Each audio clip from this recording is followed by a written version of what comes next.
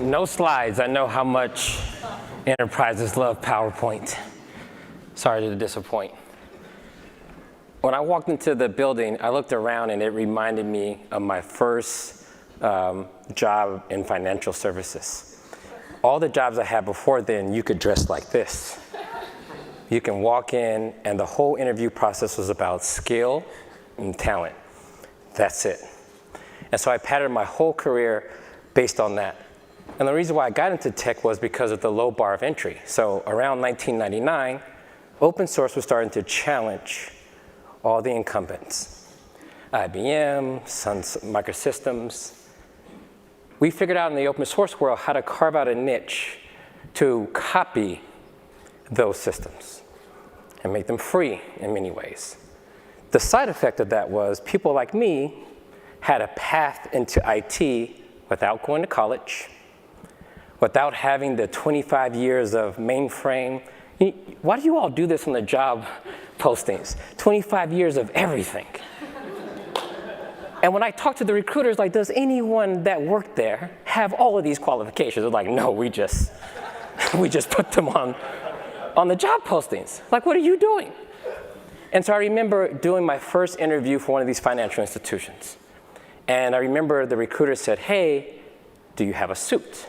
And I remember going to Macy's, and I went to the department store, and I said, hey, can I get your financial services starter kit?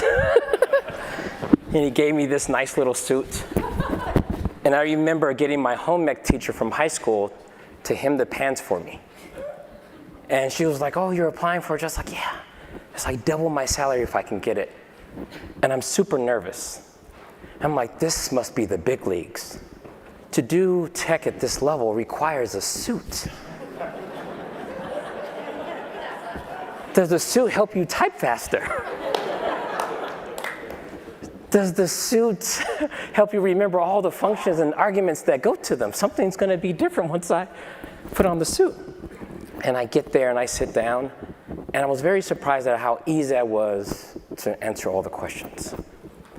And what I noticed that a lot of people in that role had conformed to not only just wearing the suit, but the way of thinking about things. Only the standards. If it wasn't the standards, thinking stopped. And I remember the first time in my career I had to sign an NDA. I would go on to learn that that means never do anything.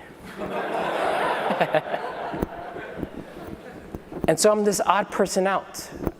We had a nice policy at the time where you could wear jeans on Friday. So everyone knew when Friday was coming because you could wear jeans. And I remember one time I wore a t-shirt too. And no one said anything, right? And during that moment, there was some outage. Y'all know what those are. And in enterprise, especially financial services, when there's an outage on the payments platform, they have this room they call like the war room. And everyone goes in there. And you know your company has a lot of outages when there's assigned seats. Right? It's the same people. They come in, the DBAs sit here. The BSAs, the front end, QA, everyone. And I'm sitting in this room. And I was working at a company called Total Systems, based out of Atlanta and Alpharetta. And the CTO, Paul Daffin, walked in the room, and I think people were just going with the flow. There's an outage on our payment system. And at that time, we were processing not just credit cards and loyalty reward points, but we're also doing those EBT cards. You know, that thing that looks like a credit card that gave dignity to people instead of them having to use a different looking money when they're trying to check out with groceries. And we're sitting in this war room, and most of the errors were for those EBT cards. And everyone just going through the routine, another outage, we'll resolve it. And Paul Daffin walks into the room, and he was very frustrated. Maybe this is the third or fourth outage in the month. And he gave us this story that made me remember deeply what the purpose of my work was. Paul Daffin says, hey, there's someone probably shopping in the grocery store right now. Their cart is full of groceries, and they probably have their children in tow. And they go to the checkout counter, and unlike other customers, when they swipe and they get that decline, they don't have another credit card that they can dig out and pay for those groceries. I don't know if you've ever been to the grocery store and your card doesn't work. It is one of the most embarrassing feelings in the world. And if you looked at our screen, we were getting about 50 to 100 of those per second. Decline, decline, decline. So until we figure this out, that part of the payment system doesn't work. And at that moment, I understood talent without motivation never reaches its full potential. After that outage, I understood that there had to be a better way of doing what we're doing. We used to buy products from IBM, nothing wrong with those vendors. You buy the stuff from Oracle, you buy all the things, and most enterprises has this enterprise checklist. You just buy the same things.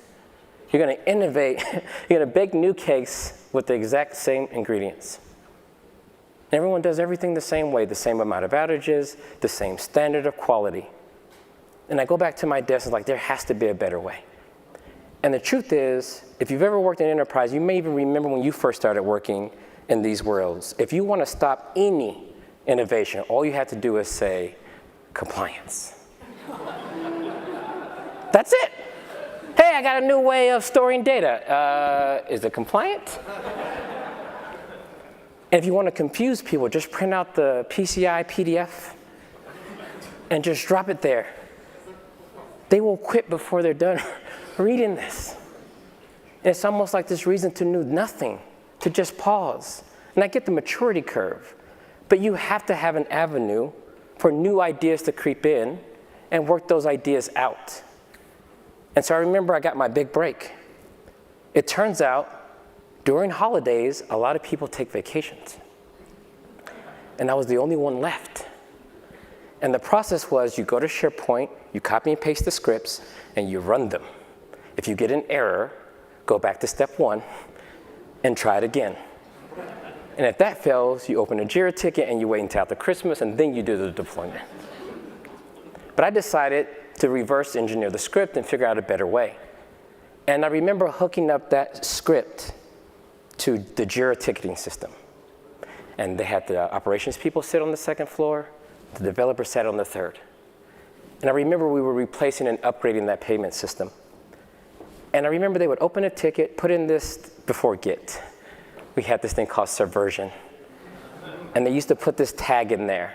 And I remember my script would pull the tag, do the deployment in seconds. And after a while, someone from the third floor came down like, what's going on here? And I was like, I'm doing something different. And they were like, this is great. And that became the standard. So when people came back from vacation, they were upset.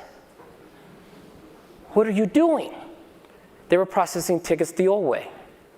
When it took 30 minutes or you have to wait until someone comes back from their break. But there I was doing all the tickets in seconds. And the number one thing that we did was to turn it off. It wasn't approved. It wasn't compliant. And so I had to take a step back as an engineer and was like, how do you actually get things done in an environment like this? What I learned is not about being right. You have to convince everyone else that you're right. You have to go from it being my idea to our idea. And I learned very quickly that you have to sit next to the people doing it the current way and figure out what makes them want it to do it the new way. And this was the first time that I did my first open source contributions. When we ran into issues or to my limits of understanding, I learned that you have to go look outside of the company. Now, if I would have asked my manager if I could do this, they would have tapped on that NDA, no thinking. Only what we can figure out in this small room. They treated this idea of a deployment. Have you ever thought about how ridiculous this is? For 40 years, we've been trying to figure out how to take software and run it on a server. 40 years, whole conferences, sometimes we call it DevOps, platform engineering. If you're an executive, digital transformation. And we're just trying to put software on the server. And anyone that figures out how to do this, they believe that they have some magical intellectual property that they don't want to share with anyone else. What are you doing? We figured out how to put software on a server really fast. It's not innovation, stop. And so I remember going to my first meetup and asking, is there a better way than running corn shell scripts on an AI Xbox? And I learned about this thing called Puppet.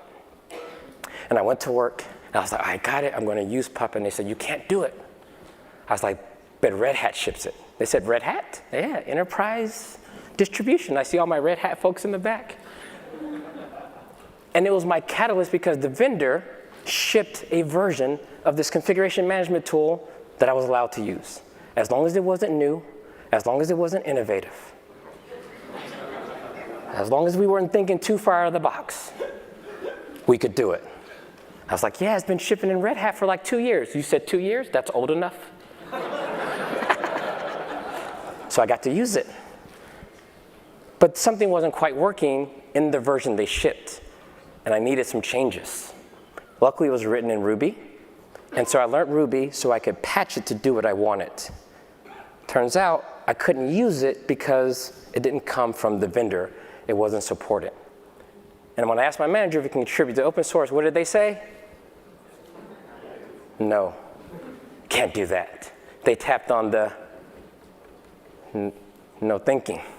So I went home, got my personal laptop, contributed the changes, got them merged upstream, prayed to the Red Hat team, please ship a new version with my changes in it. Went back to work a few weeks later and did yum install. Where'd you get those changes from? Not me.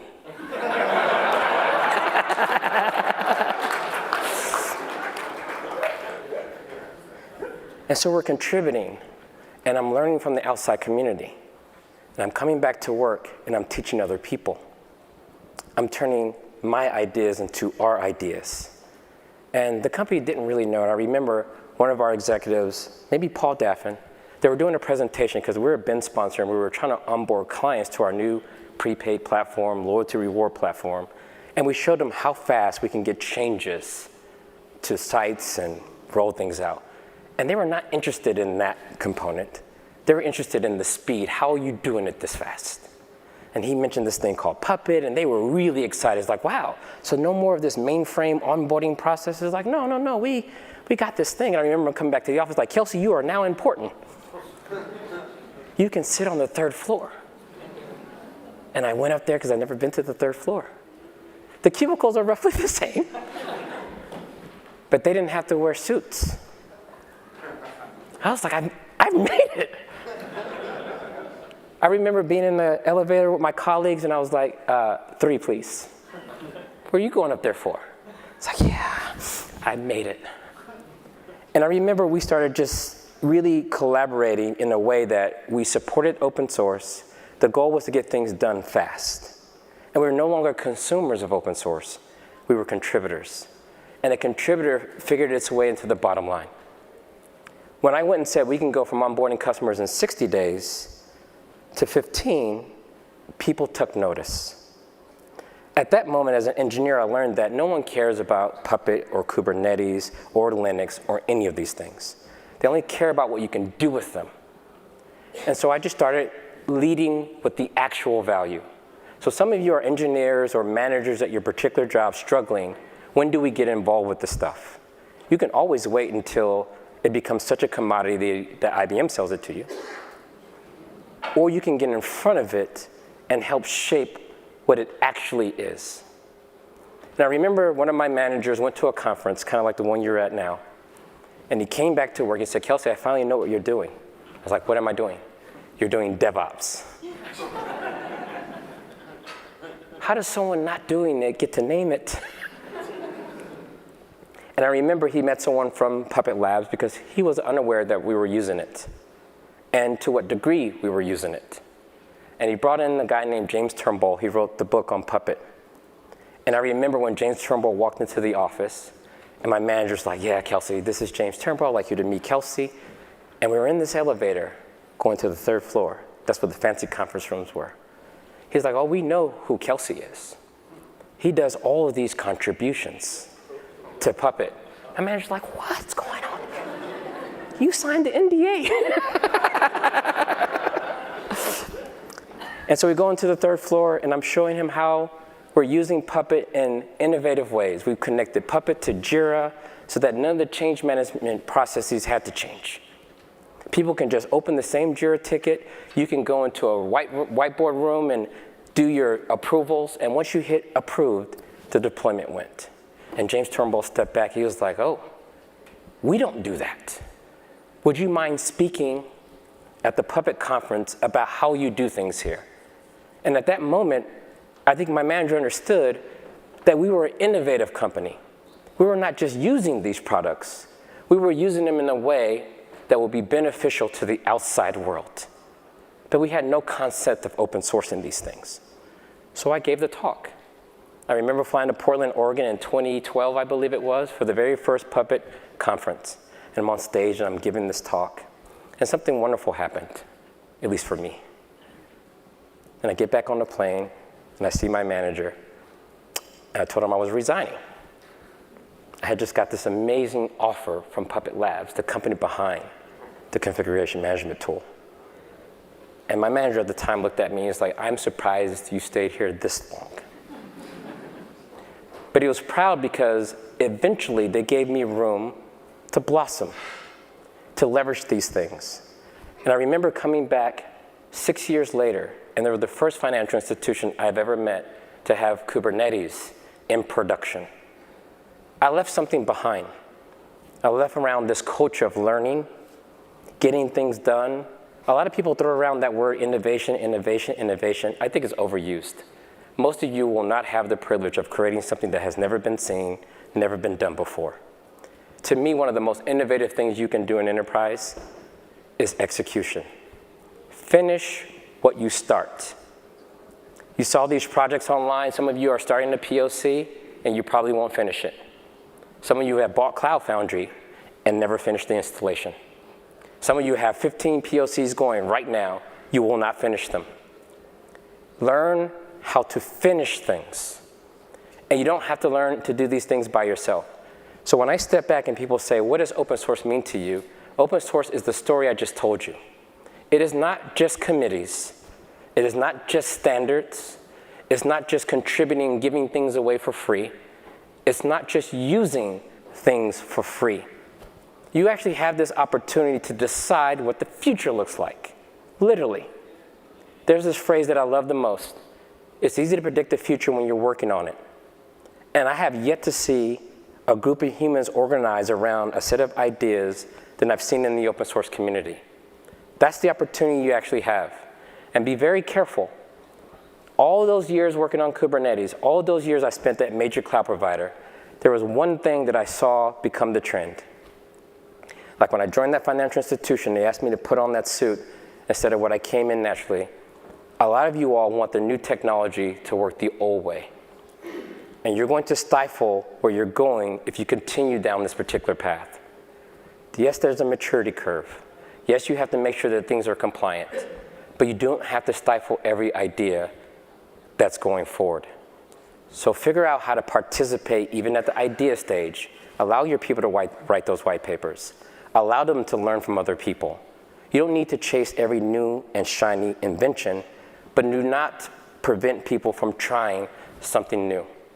Hopefully you all understand that you have this huge opportunity in front of you, and you make the most of it. Thank you.